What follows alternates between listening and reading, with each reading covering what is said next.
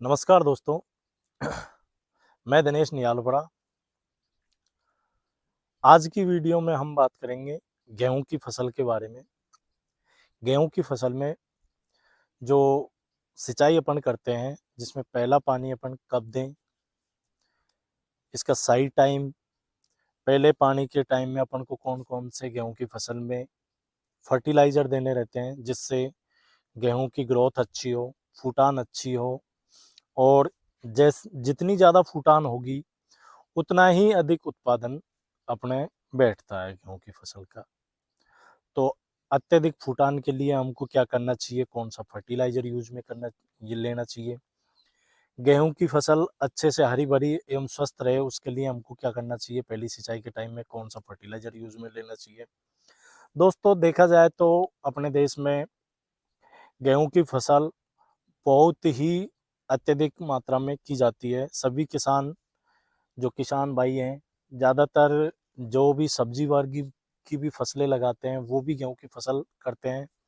और जो सब्जी वर्गीय ना लगा करके और ये जो गेहूं है, सरसों है, ये वगैरह जो भी फसलें करते हैं, जिनके पास खेत हैं वो गेहूं की फसल ज़रूर करते हैं। मैं राजस्थान के दौसा ज़िले से हूँ, तो यहाँ भी गेहूं की फसलें बहुत अत्यधिक मात्रा में की जाती हैं। और देश में सभी जगह पे लगभग लगभग काफ़ी जगहों पे गेहूं की फसलें की जाती हैं। पंजाब, हरियाणा, राजस्थान, एमपी, उत्तर प्रदेश, महाराष्ट्र, इनमें अलग अलग टाइम थोड़ा अलग अलग होता है कि कहीं 10-15 दिन पहले बुआई हो चुकी होती है, कहीं थोड़ा लेट होती है, कहीं उससे थोड़ा लेट होती है। थोड़ा सा टाइम का अंतर ज़रूर रहता है। एमपी में थोड़ा सा 10-15 दिन आगे पीछे का ऐसा रहता है। तो दोस्तों, हमको गेहूं में पहली सिंचाई के टाइम पे कौन कौन से फर्टिलाइज़र यूज में लेने चाहिए, इसके बारे में हम बात करेंगे। दोस्तों, अभी मैं गेहूं के खेतों में खड़ा हूं।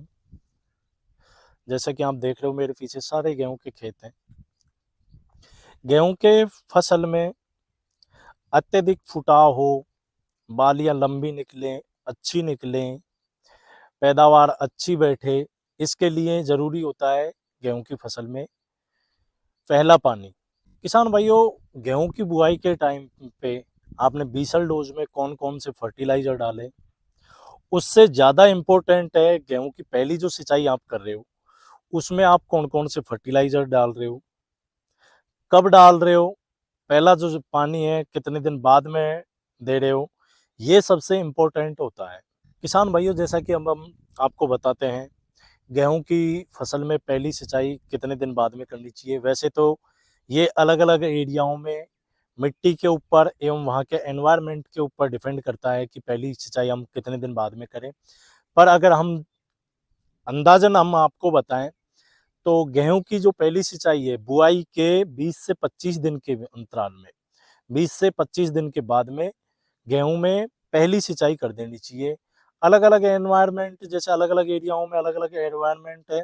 हमारे राजस्थान में अभी तापमान थोड़ा कम नहीं हुआ है, अभी दिन का तापमान अभी ज़्यादा है, तो यहाँ पहली सिंचाई जल्दी करनी पड़ती है। और राजस्थान में भी अलग अलग एरियाओं में मिट्टी की जो वो है, मिट्टी अलग अलग है। मिट्टी अलग अलग है तो काली मिट्टी में थोड़ा लेट पानी आता है और जो रेतीली मिट्टी है उसमें जल्दी पानी आ जाता है। पर वैसे गेहूं में पहली जो सिंचाई है वो हमको कम से कम दोस्तों 20 से बुआई के 20 से 25 दिन बाद में हमको अवश्य करनी चाहिए। अब किसान भाइयों, हम बात करेंगे पहला जो पानी है वो हमको क्यों अवश्य लगाना चाहिए 20 से 25 दिन के अंतराल में, और क्यों ज़रूरी होता है। अभी मैं आपको एक गेहूं का पौधा उखाड़ के बता रहा हूँ। ये जो आप रूट देख रहे हो दोस्तों, आप मेरे हाथ में ये गेहूं का कल्ला है, ये इसकी जो ये मुख्य रूट ये है।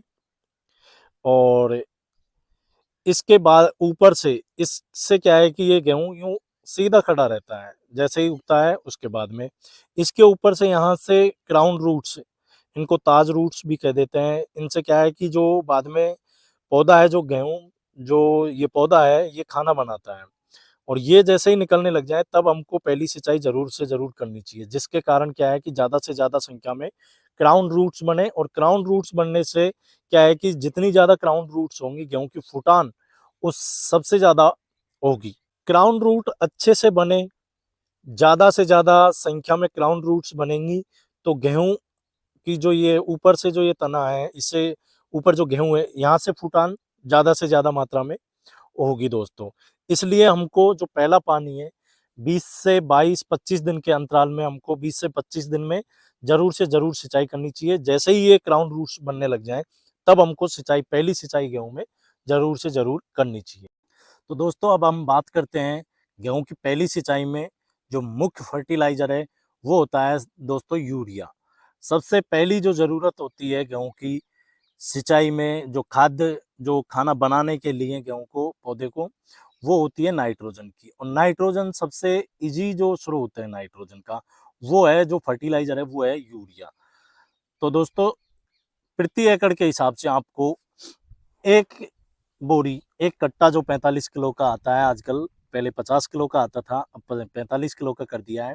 तो दोस्तों गेहूं की पहली सिंचाई में एक जो 45 केजी जो यूरिया है प्रति एकड़ के हिसाब से आपको लेना है दोस्तों। पहला फर्टिलाइजर मुख्य फर्टिलाइजर है जो ये है कि 45 किलो प्रति एकड़ के हिसाब से आपको यूरिया लेना है दोस्तों। अगर बुआई के टाइम पे आपने गेहूं की बुआई के टाइम पे आपने बीसल डोज में डीएपी नहीं मिल पाया, आपको इस साल डीएपी की काफ़ी किल्लत थी, अगर उस टाइम आपको डीएपी नहीं मिल पाया और पहली सिंचाई के टाइम पे आपके पास डीएपी उपलब्ध है तो 25 से 30 किलो प्रति एकड़ के हिसाब से आपको डीएपी लेना है। ये बहुत इंपॉर्टेंट है कि पहली सिंचाई में अगर हम बीसल डोज में जो खाद नहीं ले पाए हैं वो हमको पहली जो सिंचाई कर रहे हैं उस टाइम हमको जरूर से जरूर देने चाहिए।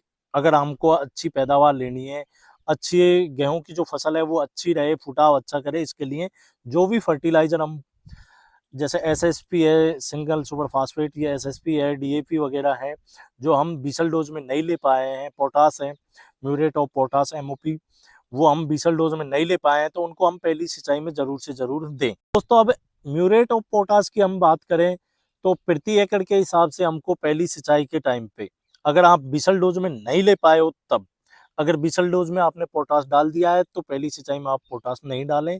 अगर पहली सिंचाई में बीसल डोज में अगर आपने पोटास नहीं लिया है तो पहली जो सिंचाई है इसमें 25 से 30 किलो पोटास, म्यूरेट पोटास जो रेड कलर का आता है बजरी के दाना जैसा, वो आपको जरूर से जरूर पहली सिंचाई के टाइम पे डालना है अगर आपने बीसल डोज में पोटास आपके गेहूं बुआई के टाइम पे नहीं डाला है। तो दोस्तों आपने यूरिया प्रति एकड़ के हिसाब से एक बैग ले लिया है और मैंने बताया जो खाद ले लिए हैं, तो इसके अलावा अगला जो माइक्रो न्यूट्रिएंट्स बोले या फिर उसको खाद बोल दो, जो भी आपको लेना है जो सूक्ष्म पोषक तत्वों की पूर्ति करता है वो गेहूं के फुटान में बहुत आवश्यक होता है, वो है जिंक। आपको जिंक, ये देखो ये है जिंक दोस्तों, ये आपको लेना है। 21% वाला आता है, अलग अलग क्वालिटियां आती है जिंक में भी, ये 21% वाला जिंक आपको लेना है। जिंक की अगर बात करें दोस्तों तो आपको 21% वाला है वो आपको 7 से 10 किलो के बीच में आपको प्रति एकड़ के हिसाब से आपको जिंक लेना है। एवं 33% वाला जो जिंक ले रहे हो आप वो आपको 5 से 7 किलो प्रति एकड़ के हिसाब से आपको लेना है। ये मैं जिंक ले रहा हूं दोस्तों, ये 33% वाला जिंक है, मैं 5 किलो जिंक ले रहा हूँ।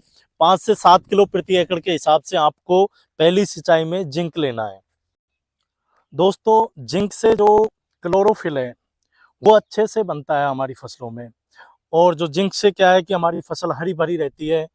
काफी लोग कहते हैं कि हमारी फसलों को जिंक की हमारी फसल को जरूरत नहीं है दोस्तों। जो हल्की मिट्टी होती है, रेतीली टाइप की मिट्टी होती है, उसमें 100% जिंक की कमी होती है।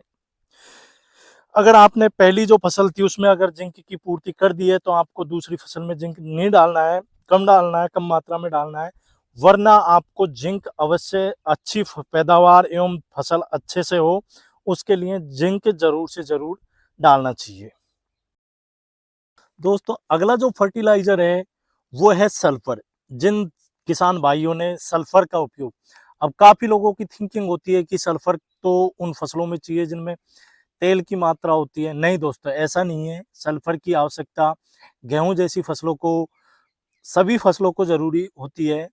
इससे क्या है, जो मिट्टी में अगर हमने अब सल्फर डाला है, गेहूं की फसल को ही ले लो, जो भी इनकी जड़ों में जो शुरुआत में फंगस लगता है, इससे क्या है, फंगस नहीं लगता दोस्तों सल्फर की वजह से। तो मैं ले रहा हूँ इसमें 91% वाली ये सल्फर ले रहा हूँ दोस्तों।